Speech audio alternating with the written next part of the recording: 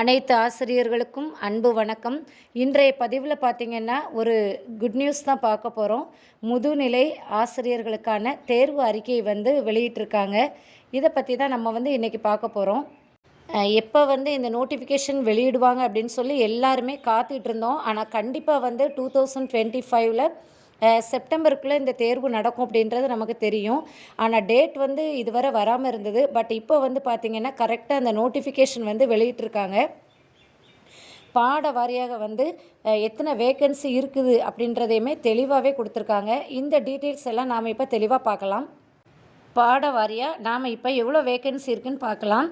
தமிழ் 216, ஆங்கிலம் 197, கணிதம் 232, இயற்பியல் 233, வேதியியல் 217, தாவரவியல் 147, விலங்கியல் 131, வணிகவியல் 198, பொருளியல் 169, வரலாறு 68, புவியியல் 15, அரசியல் அறிவியல் 14, கணினி பயிற்றுனர் நிலை 1 57, உடற்கல்வி இயக்குனர் நிலை 1 102.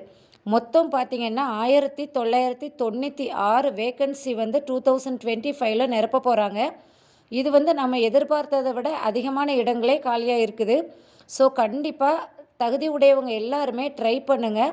ஏன்னா ரொம்ப ஷார்ட் டேஸ் தான் இருக்குது, 80 டேஸ் தான் இருக்குது.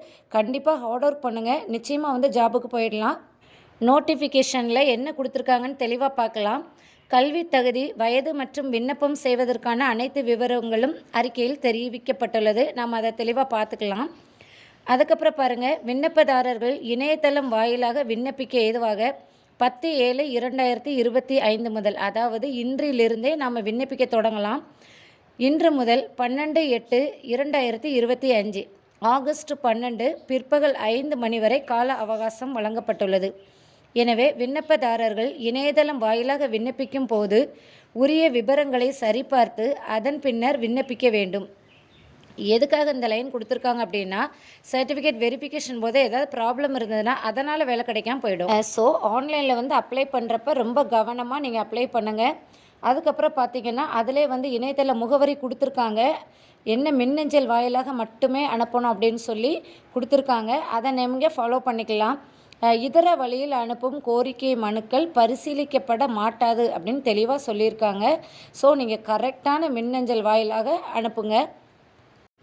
டிஆர்பி நோட்டிஃபிகேஷன் இம்பார்ட்டன்ட் டேட்ஸ் பார்க்கலாம். Date of notification 10/7/2025. Date of commencement of applying through online mode 10/7/2025. Last date of submission of application through online mode August 12. And edit option கொடுத்துருக்காங்க 13 ஆகஸ்ட்லேருந்து 16 August வரை. இதை மிஸ்டேக்காக யாரும் fill பண்ணியிருந்தீங்க அப்படின்னா தயவு செய்து சேஞ்ச் பண்ணிடுங்க. ஏற்கனவே அதனால தான் ஃபஸ்ட்டே சொல்லியிருந்தோம், அப்ளை பண்ணுறப்ப எந்த ஒரு கரெக்ஷனும் இல்லாமல் கரெக்டான ஒரு குவாலிஃபிகேஷனாக இருக்கட்டும், இல்லை என்ன கேட்டிருக்கிறது எல்லாமே கரெக்டாகவே நம்ம அப்ளை பண்ணணும். அதில் ஏதாவது மிஸ்டேக்ஸ் வராமல் பார்த்துக்கோங்க. ஏன்னா லாஸ்ட் வர ப்ராப்ளம் ஆகும். ஸோ அதுக்குமே நமக்கு டேட் கொடுத்துருக்காங்க. எடிட் ஆப்ஷன் டேட் பார்த்திங்கன்னா 13 ஆகஸ்ட்லேருந்து 16 ஆகஸ்ட் வரை. அதாவது அப்ளை பண்ணக்கூடிய last date 12 August. Edit option பார்த்திங்கன்னா அதுக்கு அடுத்த நாள்லேருந்து ஒரு 3 டேஸ் கொடுத்துருக்காங்க, 13லேருந்து 16 வரை. அதுக்கப்புறமா ரொம்ப important date of examination September last, அதாவது செப்டம்பர் 28ல் எக்ஸாம் இருக்கும் அப்படின்னு சொல்லியிருக்காங்க. ஸோ கொஞ்சம் லேட்டாக தான் எக்ஸாம் இருக்கும் அப்படின்னு நினச்சிட்டு இருந்தோம். பட் ரொம்ப சீக்கிரமே டேட் கொடுத்துருக்காங்க. அதாவது 80 டேஸ் தான் இருக்குது. ஸோ கொஞ்சம் ஃபாஸ்ட்டாக ப்ரிப்பேர் பண்ணுங்க. அப்புறம் பார்த்திங்கன்னா subject wise communal turn details கொடுத்துருக்காங்க. அதாவது பேக்கிங் வேக்கன்சிஸ் அது பார்த்திங்கன்னா 78 வேக்கன்சி கொடுத்துருக்காங்க. ஸ்கூல் எஜுகேஷன் டிபார்ட்மெண்ட்டில் இருந்து அதுவுமே பார்த்திங்கன்னா எல்லா சப்ஜெக்ட் வாய்ஸாகவே கொடுத்துருக்காங்க. அதையும் நீங்கள் செக் பண்ணி பார்த்துக்கோங்க. நெக்ஸ்ட்டு பார்த்திங்கன்னா டீட்டெயில்ஸ் ஆஃப் கரண்ட் வேக்கன்சிஸ்னு கொடுத்துருக்காங்க. இதில் டிபார்ட்மெண்ட் வைஸாகவே கொடுத்துருக்காங்க, எல்லா சப்ஜெக்ட்ஸ்க்கும் கொடுத்துருக்காங்க. ஃபஸ்ட்டு பார்த்திங்கன்னா என்ன department, directorate of school education, school education லெவலில் கொடுத்துருக்காங்க எல்லா சப்ஜெக்ட்டுக்கும். அதுக்கப்புறம் பார்த்திங்கன்னா most backward class welfare department, then Dravidar welfare department, tribal welfare department, Chennai corporation, Coimbatore corporation, Madurai corporation, next differently abled welfare department, அது visually impaired and hearing impaired, அந்த ரெண்டுமே செப்பரேட்டாகவே கொடுத்துருக்காங்க. லாஸ்ட்டு பார்த்திங்கன்னா தமிழ்நாடு ஃபாரஸ்ட் டிபார்ட்மெண்ட்லேயுமே கொடுத்துருக்காங்க. ஸோ எல்லா டிபார்ட்மெண்ட்லேயும் சேர்த்து தான் இந்த வேக்கன்சி லிஸ்ட்டு, அதை மட்டும் தெளிவாக புரிஞ்சுக்கோங்க. ஸ்கூல் மட்டும் கிடையாது, ஆல் த டிபார்ட்மெண்ட் சேம் தான்.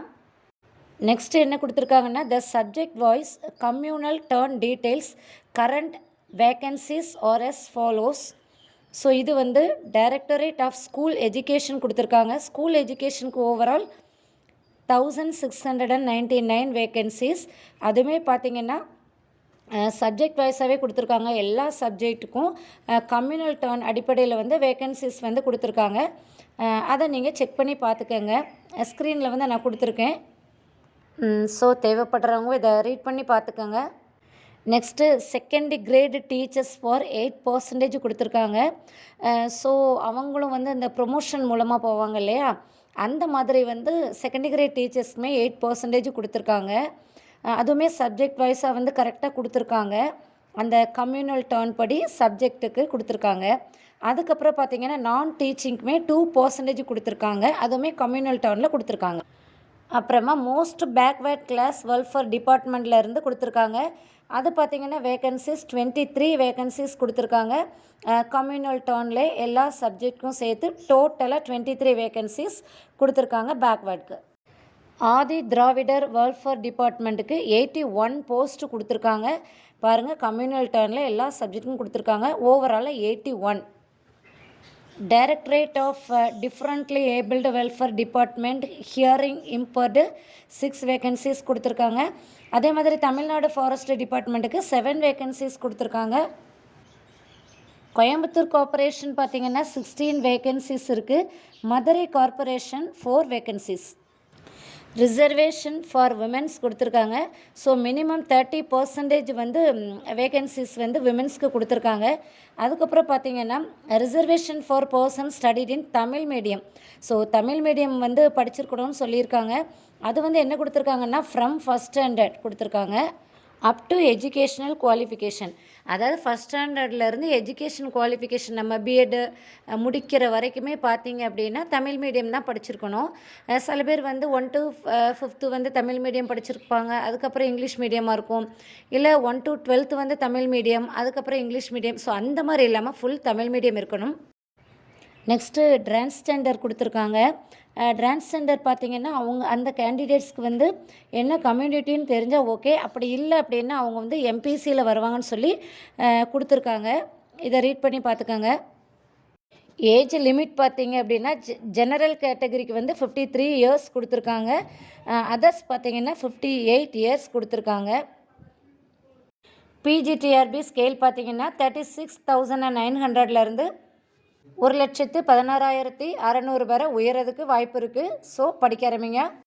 இந்த தகவல் உங்களுக்கு பயனுள்ளதாக இருந்தால் பாக்கியம் பயனுள்ள தகவல்கள் சேனலை சப்ஸ்கிரைப் பண்ணுங்கள், லைக் பண்ணுங்கள், உங்கள் ஃப்ரெண்ட்ஸ்க்கும் ஷேர் பண்ணுங்கள். தேங்க்ஸ் ஃபார் வாட்சிங்.